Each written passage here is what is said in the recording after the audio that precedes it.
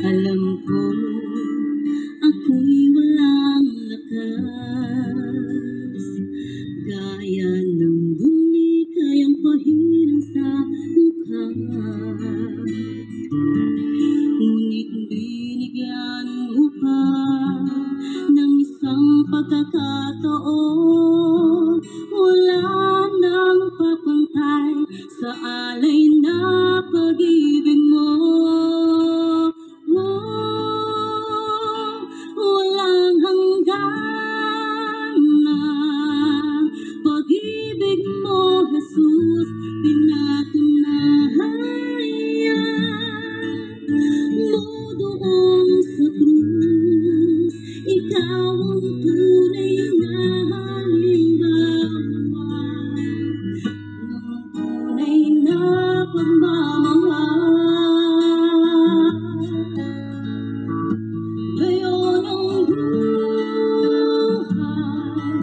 sa'yo ibibigay, huwag nawang mawalay sa iyong mga kamay. Kung ako may madapat o muling lumuhad, alam ko bukas lagi ang iyong awa, oh Jesus.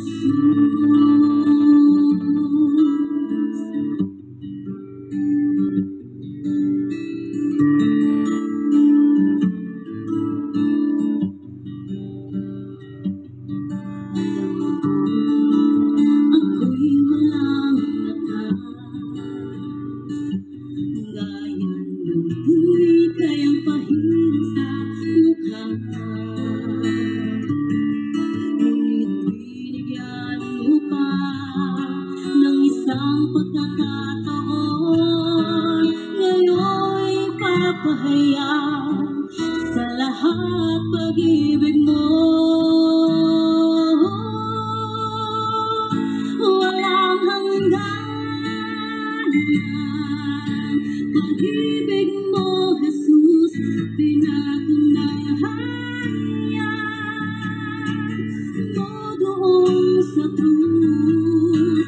Ikaw ang tunay na halimbawa ng tunay na pagmamahal. Ngayon ang buhay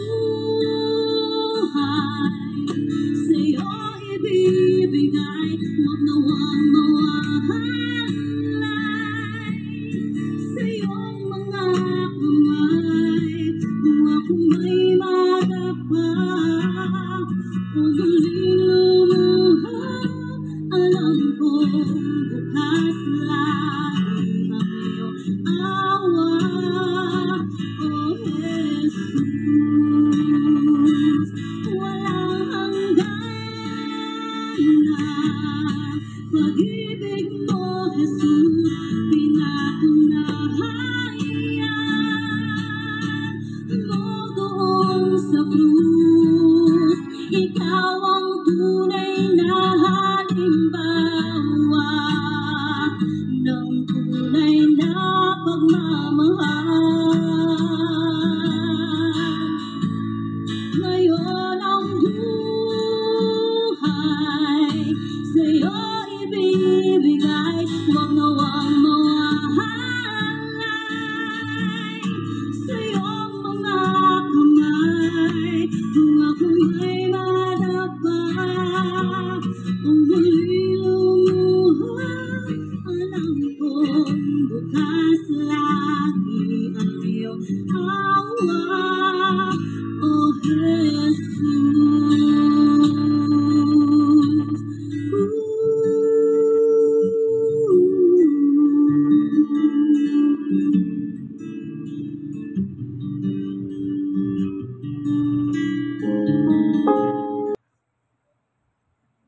Napakinggan po natin ang isang hawit, napakaganda. Ano po? Talagang kahit anong gawin natin, kapag hindi natin isusuko sa Panginoong Hesus ang ating buhay, wala po tayong magagawa. magtatagumpay lang po tayo kapag isusuko na natin ang buhay natin sa Panginoong Jesucristo. God is good all the time. Panginoon Diyos, samahan mo po kami sa aming pagbubulay ng iyong ebanghelyo sa umagang ito, sa araw na ito, sa tanghaling ito, sa gabing ito, upang paginabangan po namin ang iyong salita. Sa ngalan ni Jesus, Amen. Ganito po nakalagay sa kasulatan.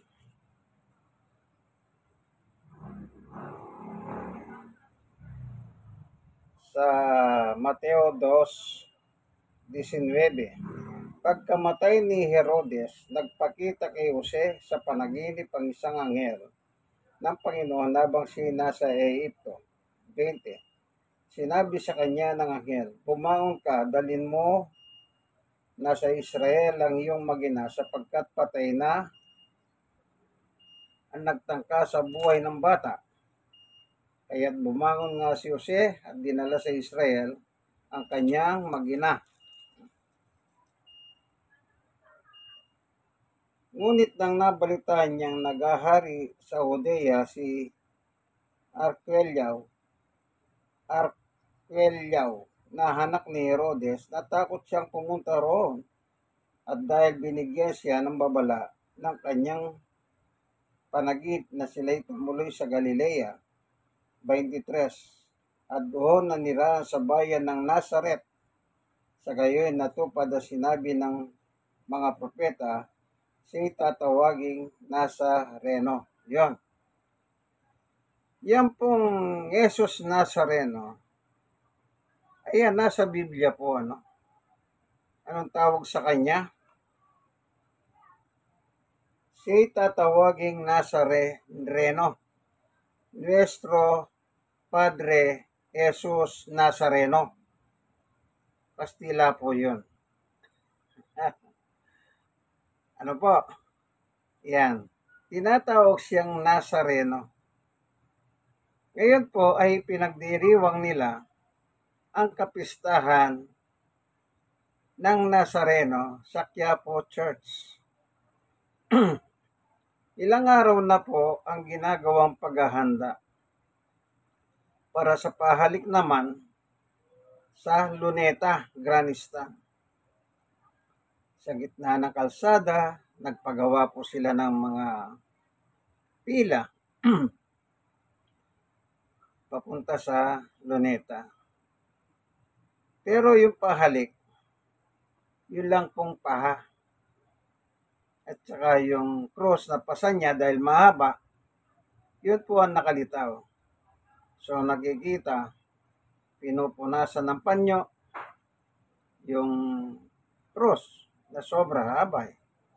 At saka yung paha, inahalikan at pinupunasan. Ano po?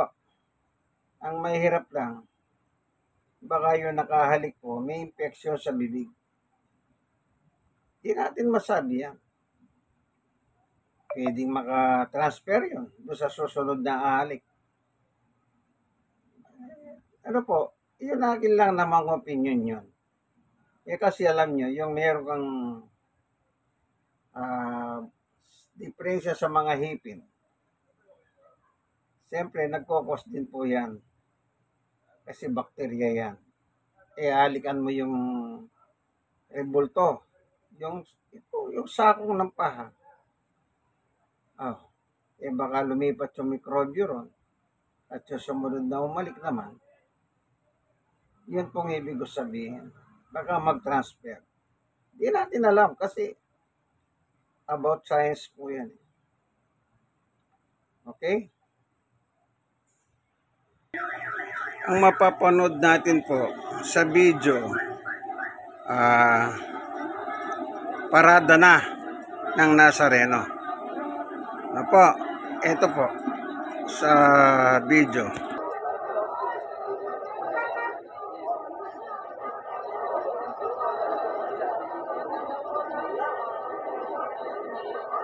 Ayan po, ano? Nasa Arlegui Street. Ayan po, live sa video. Arlegui Street.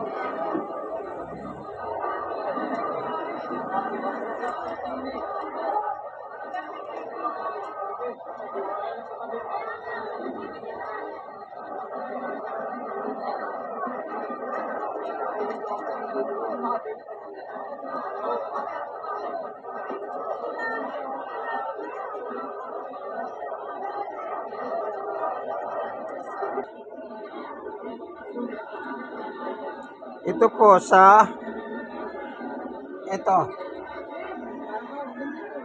Quezon Boulevard.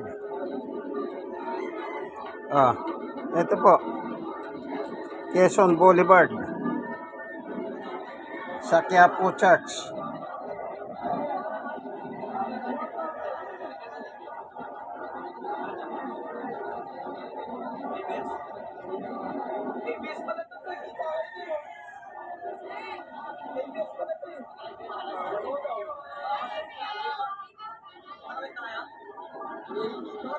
Ayan po, Quezon Boulevard. Live sa may Quiapo Church po yan.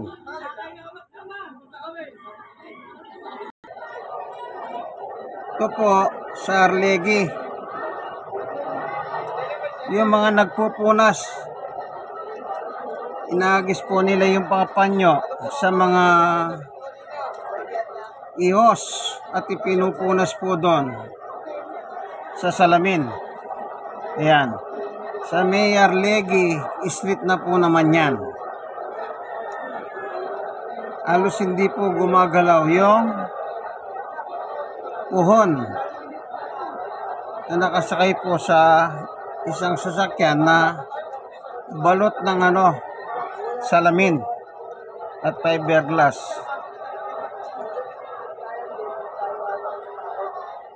Ayan.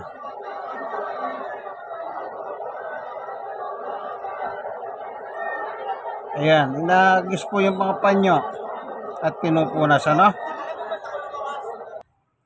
Ayan, live po yun na pinakita ko po sa inyo. Ang daming tao.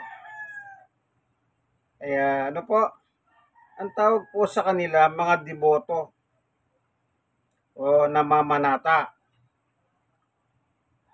o mapanata. Hindi po maging masama ang maging religious person o taong reliyoso. Kasi kailangan talaga natin, hindi lang tayo nabubuhay sa mundong ito, kundi dapat nabuhay din tayo sa pagiging reliyoso. Pero meron pong turo ang Biblia. Kapag ang pinag-uusapan ay tungkol na po sa Diyos, siyempre, ididepende mo ang yung pananampalataya sa Biblia. Kasi po, saan natin makikita ang sulat ng Panginoon Diyos? Ang sulat ng Panginoong Yesus, ang sulat ng mga apostol. Sa Biblia lang po nakalagay lahat yan. Kaya hindi po tayo pwedeng, anong tawag po ron? Hindi natin pwede sabihin, nananampalataya naman ako dyan. Pero kung ang pananampalataya mo, hindi sinasangayunan ng Biblia, kahit anong gawin mo pang pagdepensa sa iyong sariling pananampalataya, kahit anong gawin mo, wala po yun Kasi, sa Biblia kasi, ang ipinag-uutos ng Diyos ay ang pagsunod sa Kanya. Hindi yung pagsunod sa gusto mo. Magkaiba po yung gusto ng Diyos at gusto mo. Halimbawa, yung meron ako napanood dyan sa YouTube. Ibig bang sabihin yung ang anak buhay ay kabaret? Ang anak buhay ay mga droga. Ang anak buhay ay mga nakakalasing na mga halak. Ang anak buhay ay sa sugal. At marami pong ganyan na nagiging mayaman. Ibig po ba sabihin ng Diyos ang nagpayaman sa kanila? O, hindi po. Kasi yung kanilang ginagawa ay labag po sa utos ng Diyos. Kung yumaman ka man, hindi ang Diyos ang nagpayaman sa iyo o nagpala. Sa Biblia po, si Satanas, ipinamimigay ang lahat ng karangyaan sa buhay dito sa mundo. Oh. Kasi, eto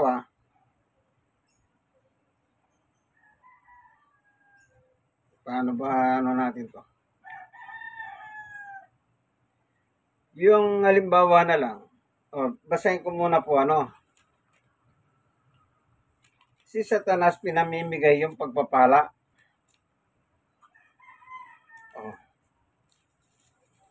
Sabi rito sa Mateo po, lahat ng nasa mundo, ibibigay talaga sa iyo ni Satanas. Ano po nakalagay? Para hindi tayo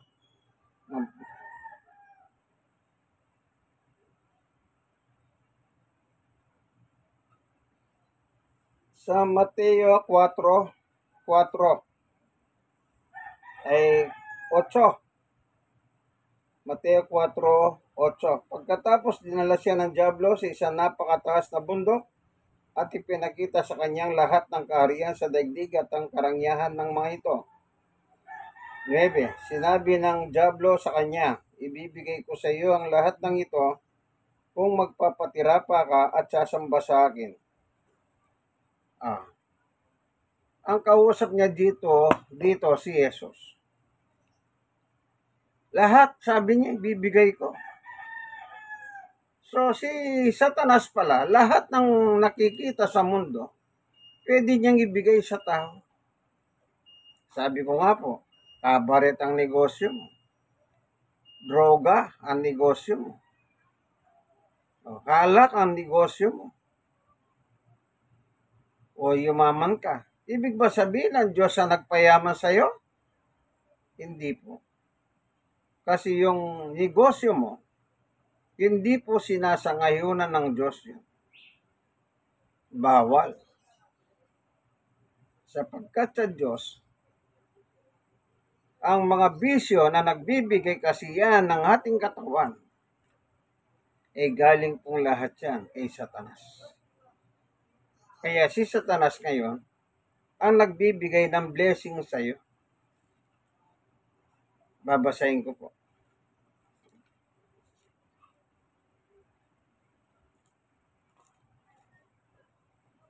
Unang 1, ganito po nakalagay.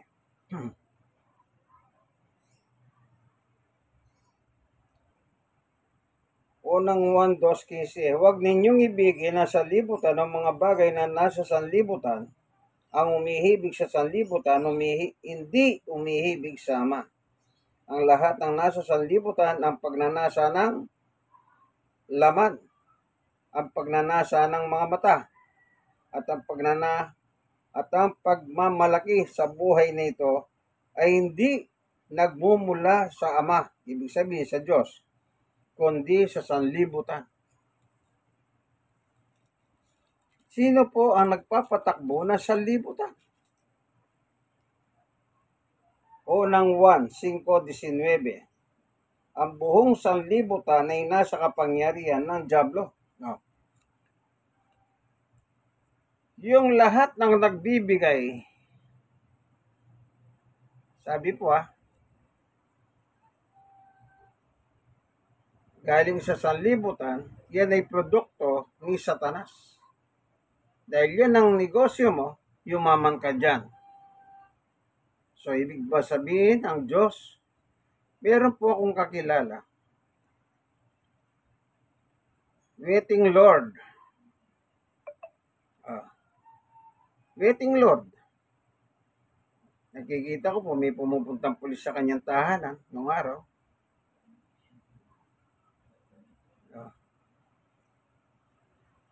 Inabutan po. Pulis na malapit nakakasakop sa kanya. Ngayon, ibig bang sabihin, nakabili po yun ng isang bahay na may git 1,000,000. Balita ko 1.5. Oh, saan galing yung 1.5? Waiting. Yun po bang waiting? Gusto ng Diyos? Sugal yan. Oh, pita ng laman yan. Yung mga nagsusugal, kahit hindi na kumain, makapagsugal lang. Kanino galing yan? Kay Satanas. Itong waiting Lord na ito, nakikita ko po, nagsisimba po yan. Linggo-linggo, bumibili pa ng bulaklak. Dala niya yung bulaklak, ilalagay doon sa kanya santo.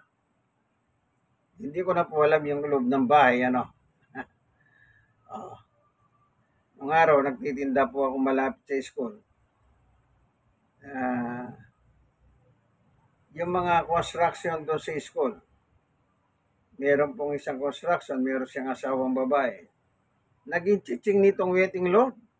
Kasi po, may pera si waiting Lord.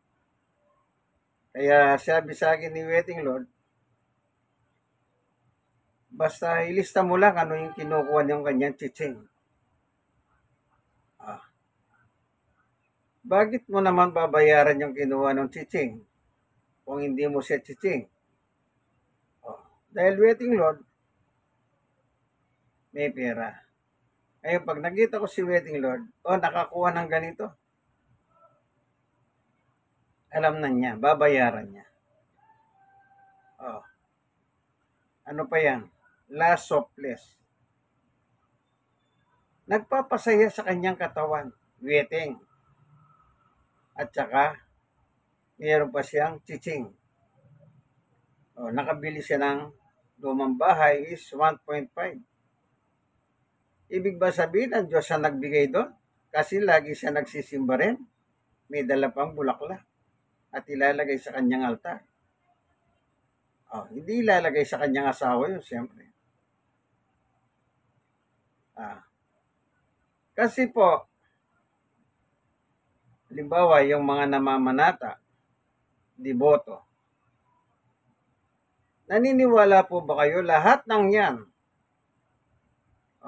Kada taon, ilang milyon daw po ang pumupunta dyan. Dito lang sa Quiapo, nga dinadayo. Ilan naman po yun nasasaktan at namamatay dyan? Ibig ba sabihin yung namatay dyan, pinagpala yun? Yung mga nasaktan dyan, mga pinagpala ba yun?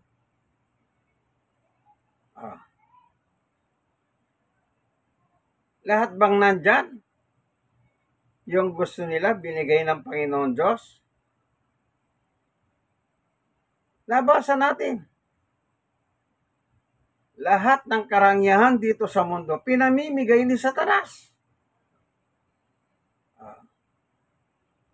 Si Satanas. Ngayon, bagamat meron nakasulat sa Biblia, basahin natin muli, para lang patas. Baka sabihin yun, ba't hindi ko naman binabasa yan? Ito, binabasa ko nga po eh. Anong tawag? Binubuklat ko lang po. Binubuklat ko lang po yung Bible,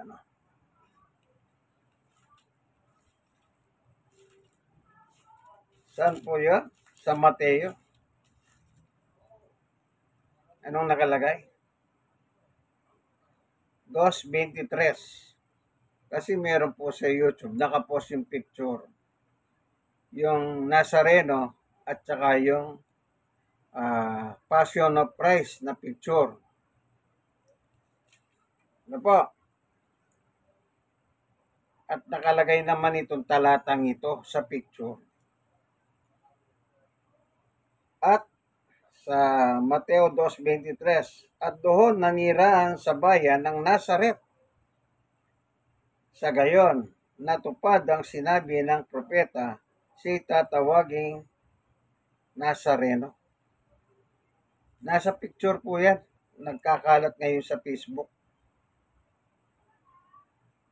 Na yung kalahating picture, Nazareno, yung kalahating picture, Passion of Christ. At saka yung talata ng Biblia. Yung binasa ko. Ibig bang sabihin, gagayain mo yon? Magpapasan ka ng krus? Di po ba pagmahal na harap?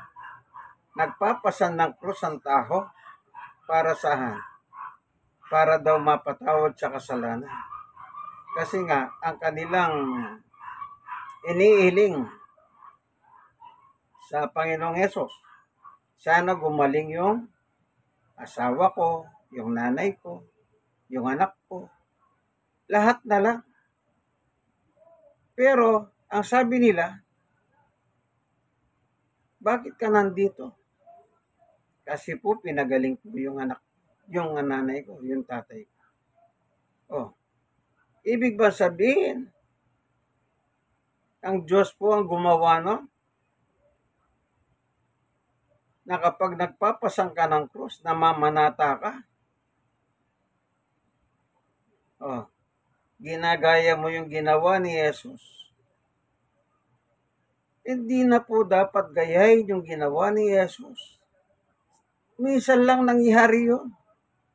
Libo-libong taon na nakarahan, wag na po ninyong gagayahin yun.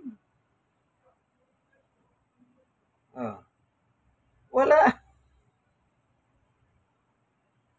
Binasa po natin si Satanas eh. Ibig po bang sabihin yung ayaw ng Diyos na gawin nyo? Ang Diyos pang tumutugon ng inyong kahilingan? Oh.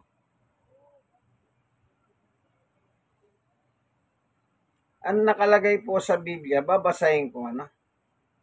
Ang sabi ng Diyos, dito po sa Exodo,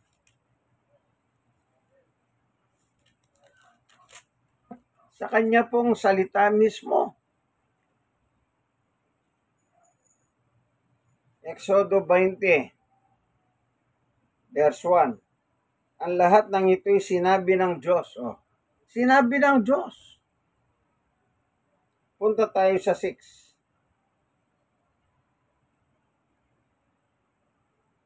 Ngunit ipinadarama ko ang aking pag-ibig sa libo-libong salinglay ng mga humihibig sa akin at tumutupad sa aking mga kautusan. Sino lang ang magkakamit ng pagmamahal, pag-ibig ng Diyos? Yung mga libong-libo, libo-libo. Anong sabi ng Diyos mismo? Ngunit ipinadarama ko ang aking pag-ibig sa libo-libong salinglay ng mga umiibig sa akin at tumutupad sa aking mga kautusan. Yan po bang pagpapasan ng cross o yung selebrasyon ng Nazareno na gaya ng inyong nakita sa video? Yun po iba'y utos ng Diyos? Yan ang tanong eh. Kanino utos yan? Ang kasaysayan po niyan, noong 18, noong pa pong ano yan eh, ano? Sandali, tingnan ko po, ano? Dito po sa Wikipedia, Itim Nazareno, kailan nagsimula yung ganyang ano?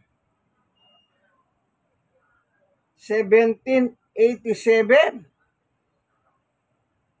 Tapos na po ang Biblia. May Biblia na po. Nandun na yung utos ng Diyos. Samantalang yung Nazareno, 1787 po. Ganito po nakalagay. Sinulat ko lang po sa kamay, ano? yung nakita ko sa Wikipedia. Ang itim na Nazareno na kinikilala rin bilang Pohong Jesus Nazareno sa wikang Espanyol, Nuestro Padre Jesus Nazareno,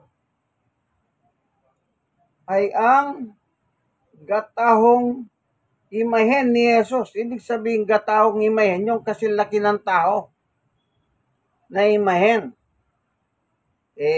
Sobra pa nga sa tao. Mas malaki pa sa tao yun, parang ilan height yun. Na may pasang-pasan na cross na nakalagak sa simbahan ng Quiapo, Maynila, sa Maynila, Pilipinas, mula pa noong 1787. Nung panahon na yun, may Biblia na po. Di ibig sabihin po, yan ay tradisyon ng mga tao.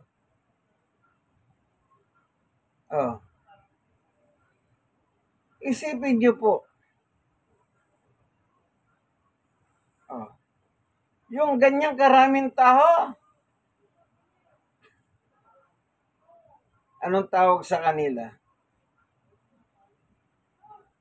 Namamanata. Sa ibang, ibig sabihin na sa ibang lingwahe, piyos. Namamanata o piyos. Mga deboto. Ang mga deboto pong yan, tuwing pista, doon po sila nagpapalitaw o nakikita ang kanilang selebrasyon. Hindi po utos ng Diyos yan. Wala kayong mababasa sa Biblia na ipinag-utos ng Diyos na gumawa ka ng imahen o ribulto at igala-gala mo o dadalanginan mo, iingan mo ng tulong. Hindi po ipinag-uutos ng Diyos yan. Ngayon sasabihin nyo, gumaling si ganito, gumaling si ganyan. Ibig ba sabihin ng Hallelujah. Yung hiningi kong sa kanya, request ko, ganito, ganyan, ayun, natupad. Ibig ba sabihin sa mali pamamarahan mo, tutuparin ng Diyos ang gusto mo?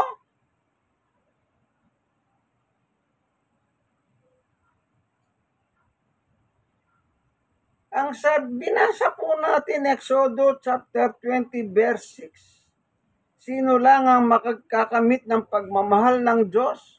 Pag sinabing pagmamahal, pati po yung pag-bless ng Diyos, blessing. Yung mga tao sumusunod sa Kanya. Yung Nazareno, hindi naman utos yan Utos yan ng mga tao. Sa isang pagkakataon po, sa panahon na nangangaral ang Panginoong Yesukristo dito sa lupa. Tingnan natin. Hindi po ito pamimersonal. Nagsishare lang po ako sa inyo ng biblical teaching.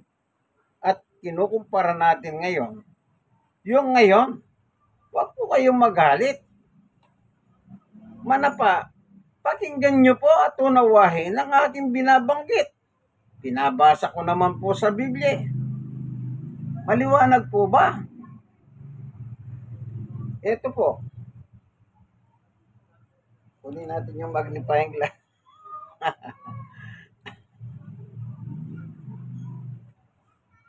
15:3 ng Mateo. Sinagot sila ni Jesus, bakit naman ninyo nilalabag ang utos ng Diyos dahil sa inyong mga tradisyon? Yan palang tradisyon, paglabag sa gusto ng Diyos. Kasi po, yan tradisyon, hindi naman po ipinag-uutos ng Diyos yan. Ano ba yung tradisyon? Salit-saling sabi ng mga matatanda. Yan po yung tradisyon. Halimbawa, may patay, huwag kang magwalis. May tayo na ng aso dun, hindi ka pa magwawalis. May tayo na ng pusa, hindi ka pa rin magwawalis. Oh, pag Biyernes Santo, huwag kang maligo. Bawal, patay na to. Hindi po patay si Jesus, nanatili po siyang buhay. Yung namatay lang po yung katawan para tubusin ang kasalanan ng tao. At siya nananatiling buhay. Eh bakit bawal maligo pag alas 3? Kasi namatay daw siya si Jesus. Hallelujah. Pag may kumakain, hindi ka pa pwede lumayas kasi kumakain pa yung padre di pamilya. Ngayon, linagyan ng solusyon, ipapahikot yung mga plato. Yung mga Chinese, alam ko, pagkagabi, may nangihiram, bawal magpahiram. Kung ano-ano po yung mga tradisyon na kinalakihan natin mula sa ating mga ninuno. Yan po galing sa tao. Sabi nga ng Biblia ng Panginoong Yesus sa mga makukulit na mga na mahilig sa tradisyon. Ayan, sinabi niya, Hindi ba sila mahilig sa tradisyon? Ulitin nga natin, Sinagot sila ni Jesus, bakit naman ninyo nilalabag ang utos ng Diyos dahil sa inyong mga tradisyon? Yung kausap niya may tradisyon. Kaya pinuna sila ni Jesus.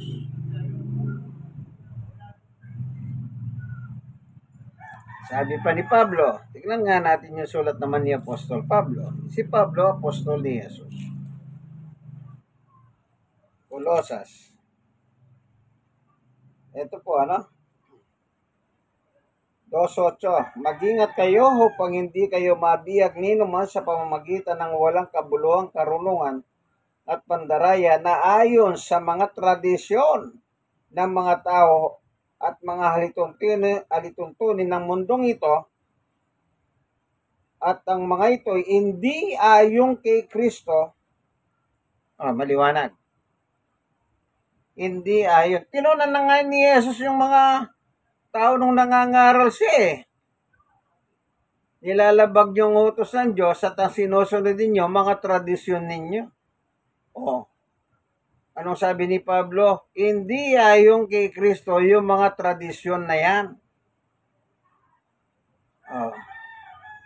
Maliwanag po, apostol po si Pablo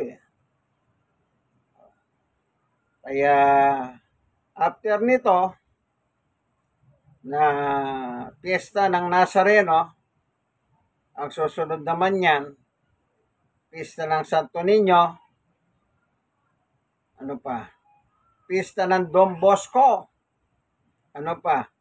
Piyesta ng San Pablo. Anong lagot si San Pablo ngayon? Siya naman ang namumuro sa piyesta.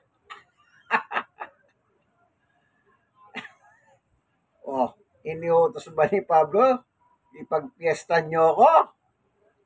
Kahit po si Jesus, wala sinabing ipagpiesta nyo ako Kaya, labag na labag po yan sa utos at aral ng Panginoon Diyos ayon sa Biblia. Ito po palang inyong kaibigan kay Jesus, Brother Manny Bautista. Nasa programa po kayo ang tunay na pagbubunyag ng katotohanan o salita ng Diyos ayon sa Biblia. Kaibigan, alam mo na, like and share. Kayo naman mga nasiran, i-share nyo nang i-share. Yung pinost ko po doon sa Facebook account ko sa isang araw, meron pong nag-message. At least yun, nagpapahalam. Alam nyo ano po sabi niya? Pwede ko po ang i-share ito. Natuwa naman ako. Sinagot ko, i-share mo sa marami. I-share mo sa marami.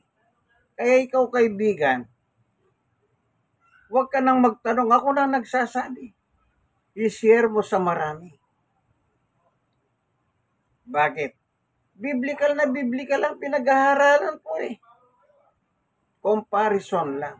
Bagamat sa Biblia, doon sa Mateo 2:23, na tinawag siyang Nazareno, hindi naman ibig sabihin, yung nakita nyo sa video na nag-rebulto. Actually, yung rebulto doon sa Quiapo, gawa lang po sa patay na kahoy yan eh. Kaya peki yan. Ang ginawa nung napunta sa Pilipinas, gumawa naman sila ng isang replika. Kaya yung nakita nyo sa video, bukod dun sa kanina, sa Harlegina, yung parada. At nakita nyo rin yung nasa Quiapo. Oh. Yung isa nasa Quiapo, yung isa pinaparada. Yung ayaw sumama sa parada, sa Quiapo na lang.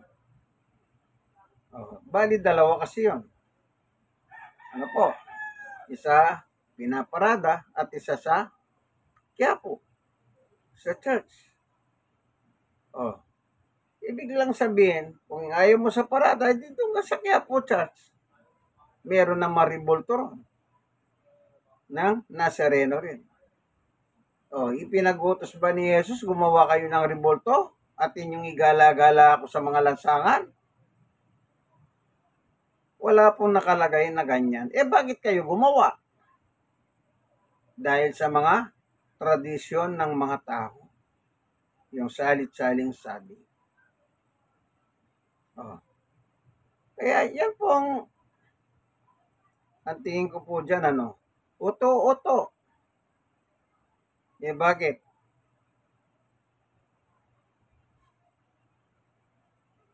Kung milyon yan, sigurado ka ba yung milyon na yan?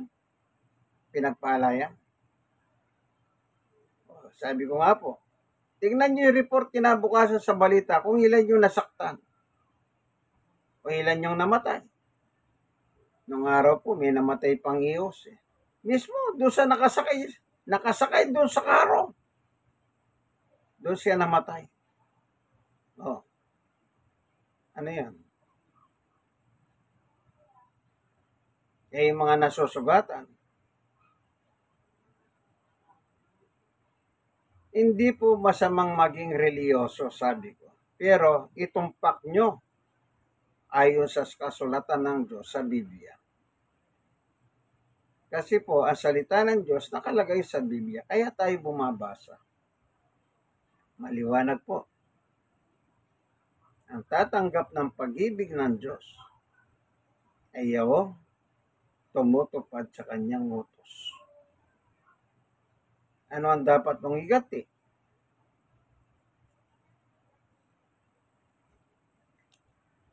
Mahal ka ng Diyos. Totoo yun. Lahat naman tayo, mahal tayo. Pero iba yung sumusunod. Iba yung sumusunod. Yun ang totoong umihibig sa Diyos. Yung sumusunod. Lumalabag. Kahit ipatato mo pa sa likod mo eh. Hindi naman pinag-uusapan, nagpatato ka. Iniibig mo na.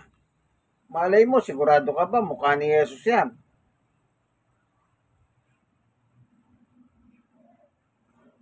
Ito po.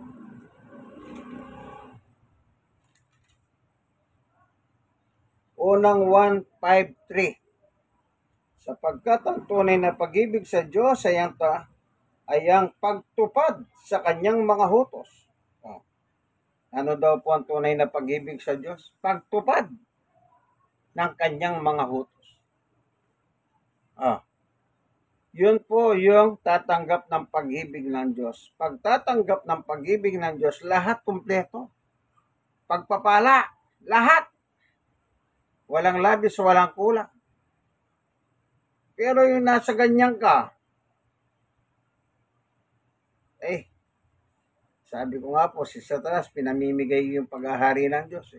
Lahat ng yan, paghahari ng Diyos. Pero ano sabi ni Satanas, ibibigay ko sa iyo.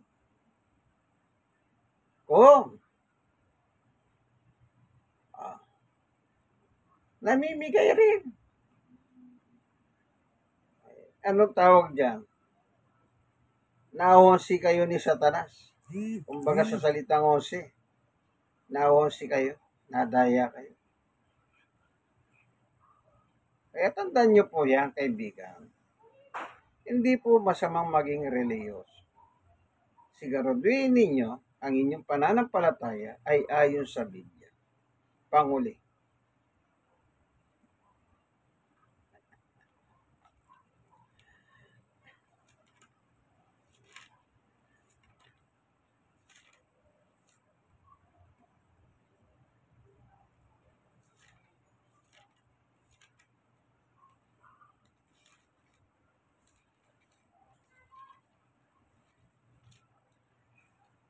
Dito po sa Lucas 18:8.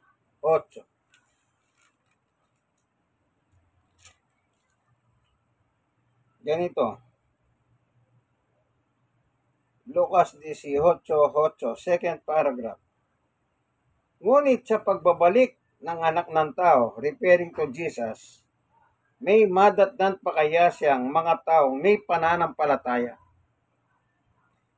Yan po bang mga deboto nananampalataya yan? Opo. Ang tanong, tama ang pananampalataya nila. Kasi lahat ng tao may pananampalataya. Kaya nga sabi ng iba, walang pakialaman, kanya-kanya tayo ng pananampalataya. Kung wala, sabi nga ni Jesus, pangaral ang salita ng Diyos sa lahat ng tao Kasi po, palpak ang tao, kaya dapat mapangaralan.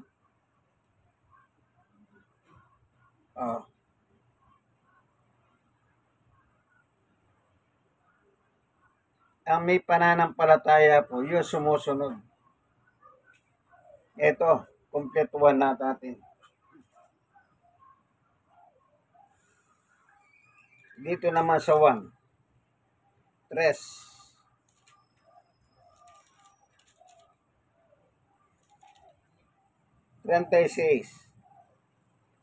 Ang sumasampalataya sa anak ni Jesus ay may buhay na walang hanggan. Ngunit ang hindi sumusunod sa anak kay Jesus ay hindi magkakaroon ng buhay, sa halip mananatili sa kanya ang puhot ng Diyos. Ayun. Hindi ka naman sumusunod sa kanya Oo, aminin mo na, aminin na. Deboto ka, panatiko ka, piyos ka. Lahat na. Pero kung hindi ka naman sunusunod kay Jesus Nazareno, sige na, gamitin na natin yung Nazareno. Anong sabi? Napupuhot sa iyo ang Diyos. Hindi ako may sabi, ang Biblia. Yung sulat ni Juan. 1:3:36. Ipatatak mo na sa katawan mo. Nasa iyo yan. Ang tanong, tama bang ginagawa mo?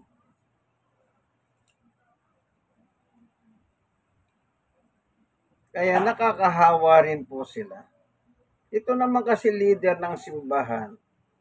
Lagi ko sinasabi. Para wag nang masaktan, wala nang mamatay. Isarado mo ang simbahan pag 9 ng January. O kaya,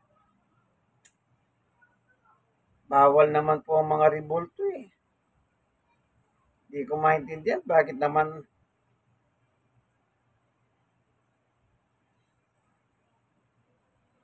hallelujah. Sige, ganito na lamang kaibigan, Basta ako, kung ano yung nakasulat sa Biblia, siya lang aking binabahagi. Wala pang personala dito. Biblical teaching lang po, ayon sa Biblia. Ano po? Ganito na lamang po. Panginoon Diyos, ingatan mo sana. Buksan mo po ang kanilang isip kamalayan. Itong mga taong namamanatang ito, na ngayon po, nakikita sila sa harap ng camera, ng telebisyon. Dalhin mo po sana ang liwanag sa kanila. Hallelujah. Salamat po, Diyos, sa ngalan ni Jesus. Amen. Ito po ang inyong kaibigan kay Jesus, Brother Manny Bautista. Yung Jesus po, yung nakaupo sa kanan ng Diyos sa langit, hindi po yung Nazareno. Hindi po Diyos yan. Rebolto yan, gawa ng kamay ng tao. Nasa programa po tayong ang tunay na pagbubunyag ng katotohanan o salita ng Diyos. Amen? Amen. Last watch. Nasa Arlegui pa rin po, corner, Parnesia Street. Kita nyo po.